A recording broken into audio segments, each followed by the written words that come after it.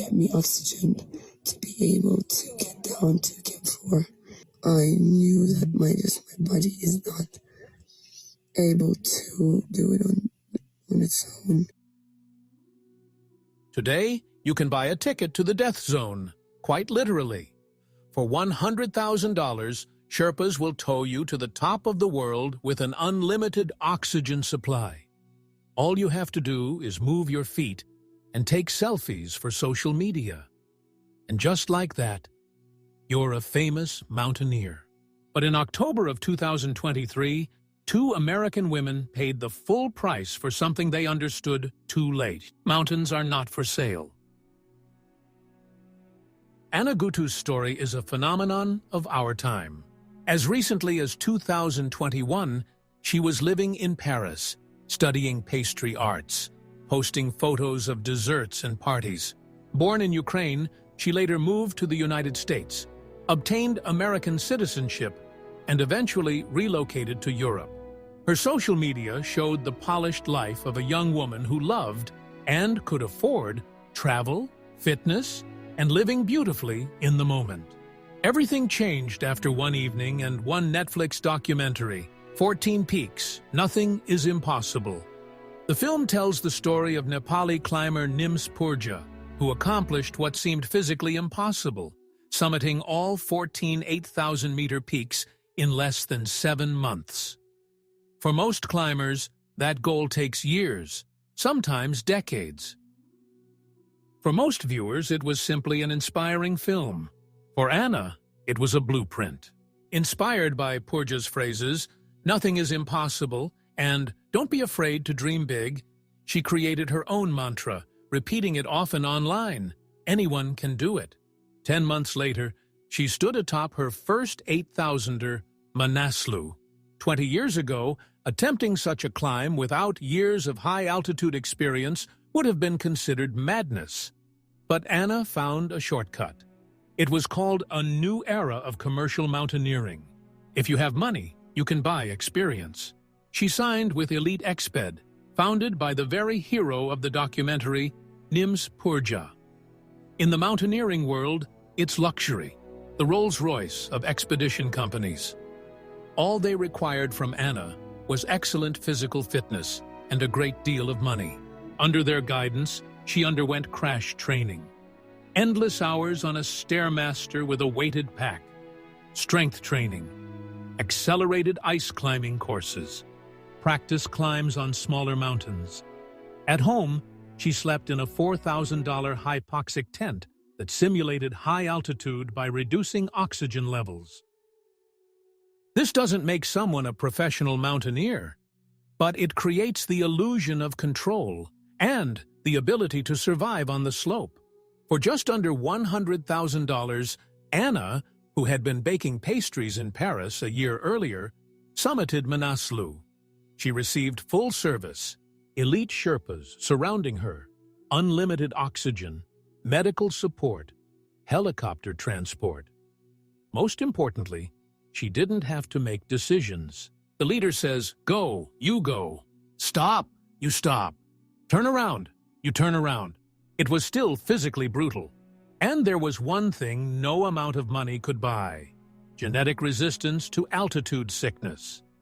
Fortunately for her, she tolerated altitude well. That spring, she climbed Annapurna, one of the most dangerous mountains in the world, where historically 1 in 4 climbers has died. Avalanches are frequent and unpredictable. One even appeared in her own social media story. She summited, she descended alive, she posted about it.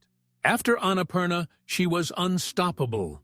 In May of 2023, she struck twice, Everest and Lhotse, within 23 hours, meaning the time between summiting the 2 neighboring peaks. The full Everest expedition takes weeks of acclimatization, waiting for a weather window, and a final 4 to 5 day summit push. But many climbers attempt this double ascent to accelerate their quest. After completing the 7 summits, the highest peaks on each continent, many climbers aim for a far greater prize: the crown of the earth, all 14 8,000-meter peaks in the Himalayas. Climbing all 14, entering and exiting the death zone 14 times, is the highest achievement in mountaineering. Fewer than 50 people in history have done it. It is rarer than flying into space. At that time, no American woman had completed the 14. Anna pressed on. Dhaulagiri, Kangchenjunga, Nanga Parbat, K2. In a year and a half, she achieved what takes professionals a lifetime, 13 8,000ers. Her following exploded. Sponsors appeared. Interviews followed. She spoke about possibility and determination, proving that anyone with enough resolve and resources could conquer the planet's highest points. By fall of 2023, only one peak remained, Shisha Pangma, 8,020 meters high. If she summited, she would become the first American woman to complete all 14. But she was not alone. 45-year-old Gina Rzucidlo had the same final peak left. Gina was Anna's opposite.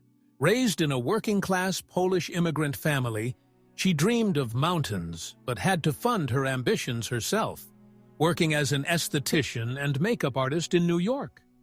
She began serious mountaineering only after 30. First trekking, then technical climbs, then the 7 summits. She summited Everest at 40, with a decade of experience behind her. She became the first American woman to climb Everest, K2, and Kangchenjunga. She was methodical, patient, a marathoner, not a sprinter. When Anna burst onto the scene with extraordinary speed, flown by helicopter to base camps, it inevitably created tension. They once shared coffee at Everest Base Camp. Anna complimented Gina's eyes.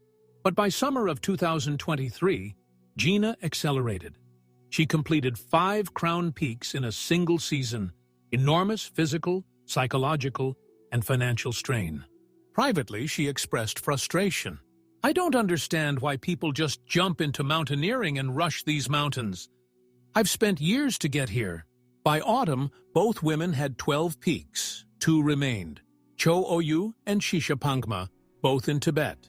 On October 1st, 2023, Gina summited Cho Oyu, her 13th peak. On the descent, she passed Anna climbing up. Soon, the rivalry turned logistical. Gina hired Tenjin Lama, one of the most celebrated Sherpas in the world, fresh from helping set a record for 14 peaks in 92 days. She paid a $30,000 deposit to secure him. Both teams headed for Shisha Pangma. The mountain was unstable. A snowstorm raged for 3 days. Wind slabs, unstable layers of snow resting on hardened surfaces, formed across the slope. One wrong step could release an avalanche. On October 5th, a small avalanche knocked climbers 100 meters down. No one died. Stabilization typically takes up to 48 hours. Anna and Gina did not have 48 hours. They pushed. On the morning of October 7th, both teams climbed in parallel, racing. Both women were using supplemental oxygen unusually early, a sign of exhaustion. About 300 meters from the summit, roughly 90 meters vertically, they heard the sound mountaineers dread, a deep, muffled whoomph beneath their feet, then a crack like a whip. At 11 o'clock in the morning, a massive slab broke loose. The avalanche struck Anna's team.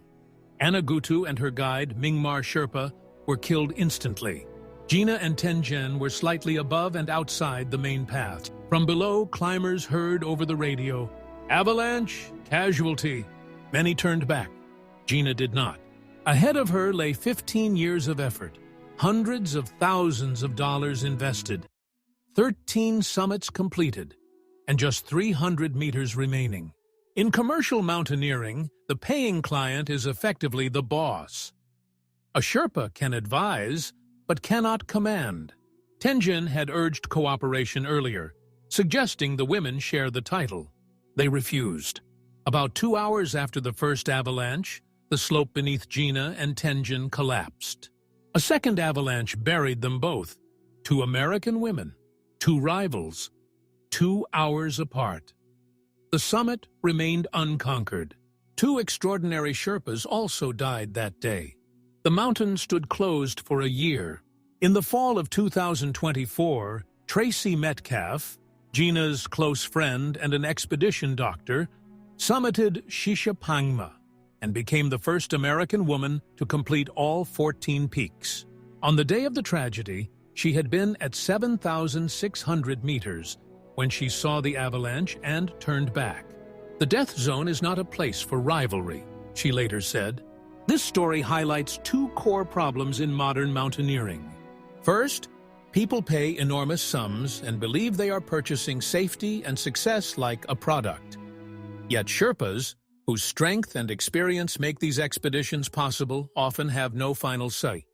Second, social media has elevated appearance over substance. Oxygen tanks and support teams replace self-reliance. Titles become trophies in deadly races. Mountains are not stadiums. They do not care if you are a star or a veteran. When ambition rises above survival, they do not forgive. 4 people died on Shisha Pangma that day. No title was awarded.